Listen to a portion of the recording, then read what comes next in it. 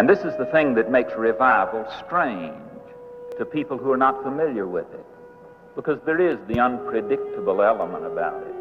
It's something that is in the sovereignty of God, and He gives in His own time. And so all I could do was say that God has honored us. God has done for us the greatest thing that He could do. This week He has given Himself to us. And the only attitude that we can have is one of awe, one of adoration, one of gratitude, one of joy.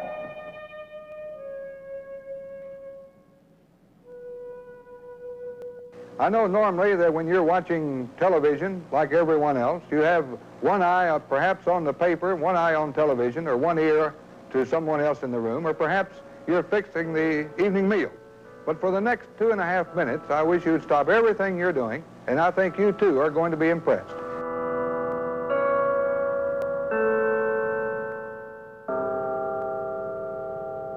It was a regular chapel service, but toward the end of the chapel service, which it lasts about 50 minutes, it broke and the students started coming to the altar in droves, and we've been going ever since.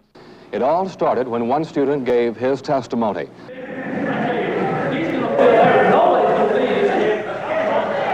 And then I heard this rumbling of footsteps, and I looked up, and there were just dozens of my classmates, of freshmen, because upstairs it's wooden floors, moving forward, dozens. Nobody was conscious of what anyone else was doing. They were moving forward and the altar filled. And I've never experienced anything like this before here, seeing all these kids and just keep coming and coming, and it just thrills me like nothing I've ever seen. Sitting back there thinking, man, if they don't stop these people coming up here, this thing's going to get out of hand. So I'm not leaving this place until I find peace of mind and peace in my heart. And I was sitting up there in the balcony, and I thought, just let them sing one more verse and I'll go down. And they did. And I had to keep my promise. And I went down and I just laid over that altar and I said, Lord, it's either go forward with you or go back.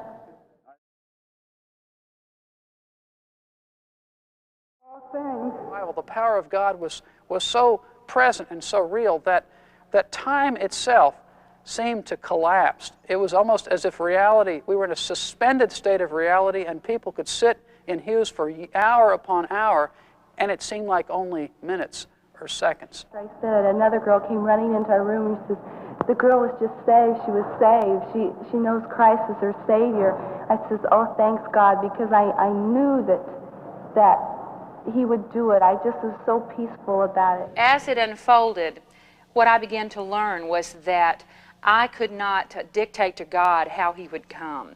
I can't control God. I can only stand in awe of what He chooses to do. And whether you know it or not, He's working over at that seminary right now. I've been over there all day, and He is working.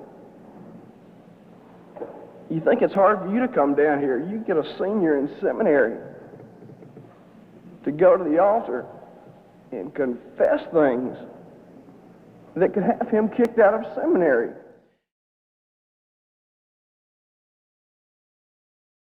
It started at 10 o'clock yesterday morning. Chapel was scheduled to end at 11 o'clock yesterday morning. It didn't end at 11 o'clock yesterday morning. It didn't end at 11 o'clock last night. It didn't end at 11 o'clock this morning. In fact, as Jim and I took the air, it was still going on. Tonight, I listened to the news report and the deal about Asbury. You guys, it's not just within these walls. It's all over now. Everybody knows about it, and we've got to pray that everybody else realizes the importance of what's going on right here. Friends, people don't stay around an altar and pray and pray. They just don't stay up all night, 2 nights in a row, and Lord willing, another night and another, unless it's real. And people, what's down here is real. This is reality.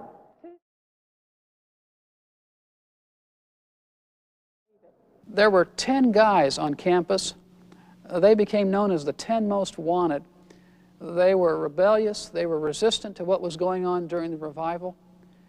They were out of step most of the time with what the Lord was doing, and the whole community began to pray for them and to intercede for them, God moved upon us to do that. So much. And I love you all. Man, this is beautiful. I just don't believe it. I was sitting here and more people kept coming in and I got scared and I said, I don't want to go up there. And just said, Lord, help me. He's humbled me. He's really changed me. And that's what I wanted. I really wanted him to change me. So I won't be the same. And I really love him. My Jesus, without him, how lost we will be.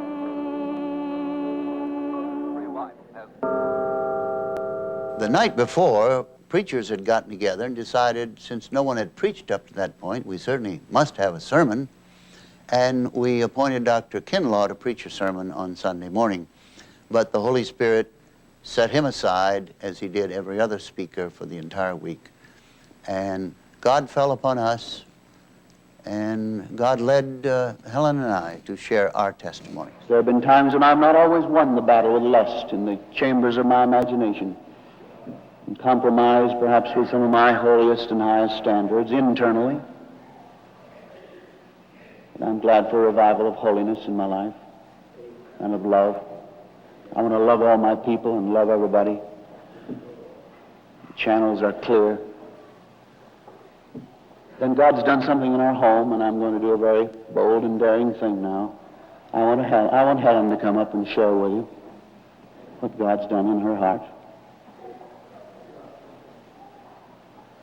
Because we've got a new home, and I want to tell you about it. David's told me many times, someday, young, you're going to have the blessing, and someday you're going to have this victory in your life. I don't know when it's going to be, but I know that you're going to have it someday.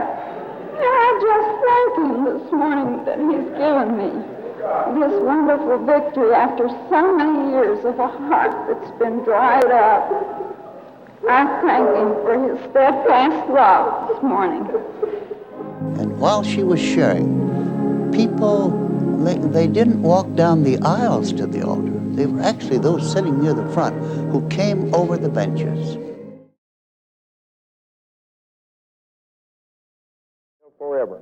Many people who hear the story of the Asbury revival, since it is so different from anything that they have ever experienced, tend to feel that there was something unreal about it.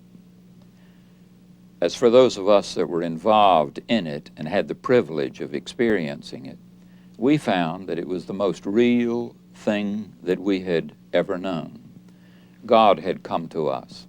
God had given himself to us, and he is the supreme reality. When he comes, it is amazing how he clears our perspective. We saw him in a way that we had never seen him before.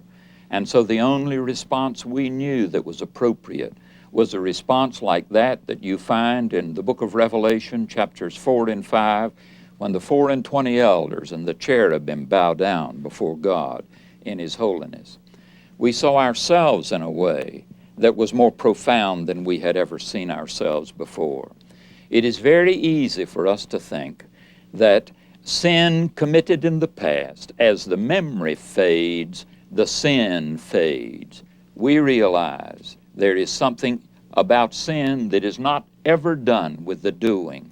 And so we were able to deal with these things and find forgiveness and transformation. The most authenticating thing for me in terms of the revival was the fact that everywhere the story was told, the revival tended to be reproduced. That is our hope for this account of the Asbury revival. That as you observe this film, something of what we experienced of the immediate presence of God may come to you. May God give you the openness, the honesty, and the humility to let him visit you with one divine moment as he visited us then.